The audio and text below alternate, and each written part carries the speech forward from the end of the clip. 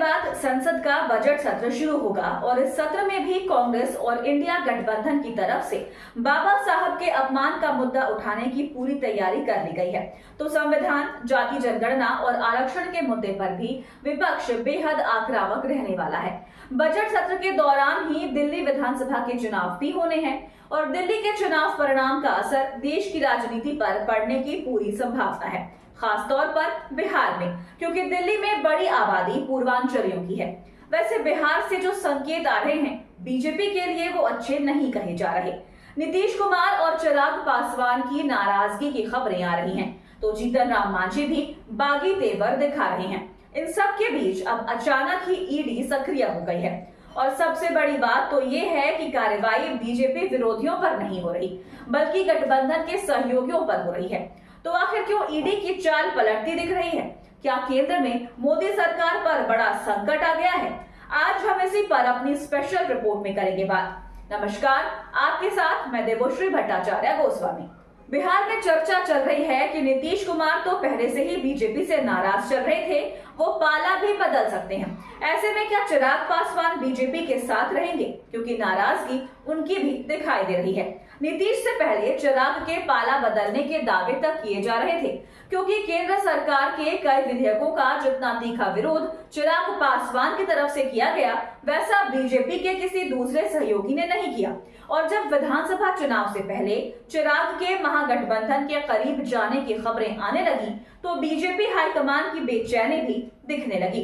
चिराग को पहले समझाया गया, अमित शाह और जेपी नड्डा के साथ चिराग की बैठक हुई, लेकिन बीजेपी अभी भी चिराग को लेकर डरी हुई है।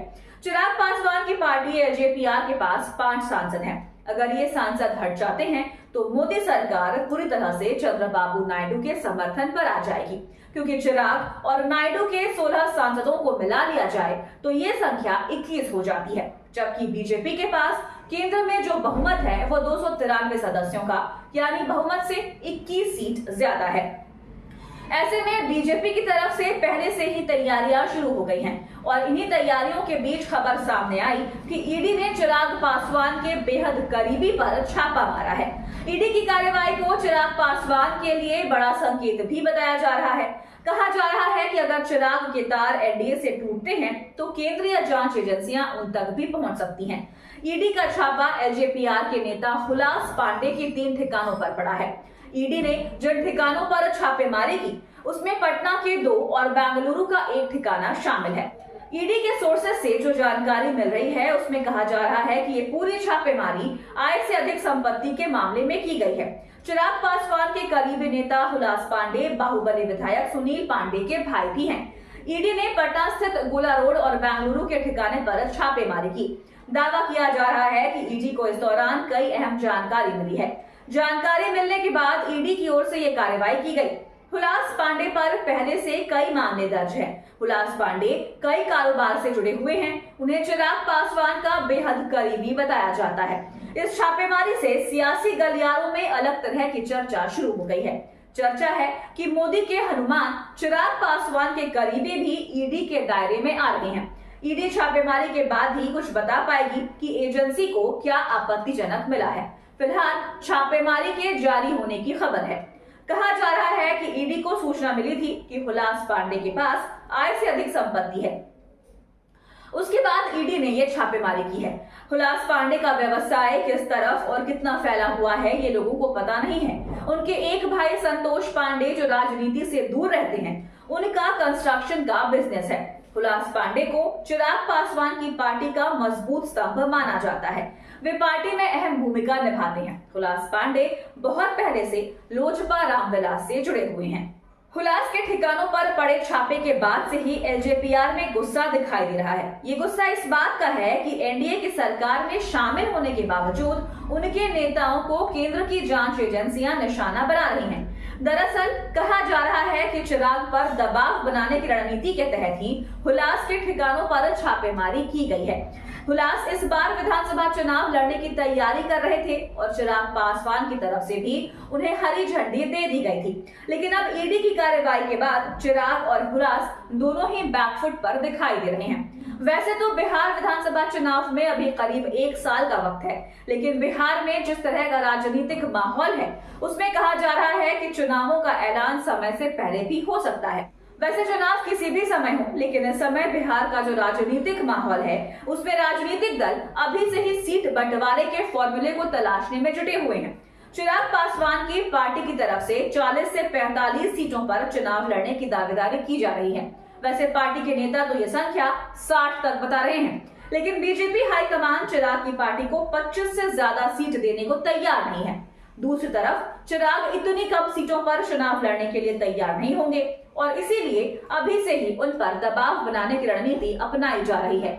हुलास पर पड़े छापे के जरिए बीजेपी की तरफ से चिराग को साफ साफ संदेश दे दिया गया है। अब चिराग का क्या फैसला होता है ये जल्दी ही साफ हो जाएगा। वैसे भी सरकार में होने के बावजूद चिराग पासवान लंबे समय से खामोश दिखाई दे रहे हैं। हाल ही में बीजेपी अध्यक्ष अमित शाह ने अपने आवास पर एनडीए की बैठक भी बुलाई थी।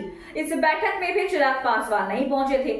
बैठक दरअसल डॉक्टर अंबेडकर विवाद को लेकर बुलाई गई थी। राज्यसभा में अमित शाह ने जिस तरह से डॉक्टर अंबेडकर पर टिप्पणी की थी उसके बाद से ही बीजेपी बैकफुट पर दिख रही है। और सबसे बड़ी बात तो ये है कि डॉक्टर अंबेडकर मामले को लेकर एनडीए की बैठक में बीजेपी की तरफ से सभी सहयोगियों को एक सुर में बोलने और विपक्ष पर जवाबी हमला करने को कहा गया था। लेकिन बैठक के बाद भी चिराग की तरफ से इस मामले में बयान नहीं आया है, बल्कि कहा तो ये जा रहा है कि एलजेपीआर के नेता अमित शाह के बयान को लेकर नाराज हैं और इस नाराजगी को दूर करने के लिए ही ईडी की कार्रवाई की गई है। बीजेपी की तरफ से तो चिराग को साफ साफ मैसेज दे दिया गया है कि अगर वो साथ छोड़ते हैं तो जो कार्रवाई अभी उनके करीबियों पर हो रही है वो उनके खिलाफ भी हो सकती है। ऐसे में फैसला चिराग पासवान को ही लेना है। लेकिन जिस तरह से चिराग पासवान के राजनीतिक तेवर रहे हैं उससे एक बात तो साफ है कि वो ईडी या बीजेपी के दबाव में कोई फैसला नहीं लेंगे। 2020 में भी बीजेपी की तरफ से चिराग पर दबाव बनाया गया था। पार्टी चिराग को एनडीए के साथ रहकर चुनाव लड़वाने की बात कर रही थी, लेकिन चिराग ने बीजेपी के सभी दबावों को खारिज कर दिया था और उम्मीदवार उतार दिए थे।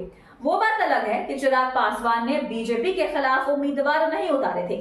चिराग ने कहा भी था कि वो पीएम मोदी का सम्मान करते हैं, इसलिए उन्होंने बीजेपी के खिलाफ उम्मीदवार नहीं उतारे, लेकिन एनडीए के दूसरे दलों के खिलाफ उम्मीदवार उन्होंने उतार दिए थे।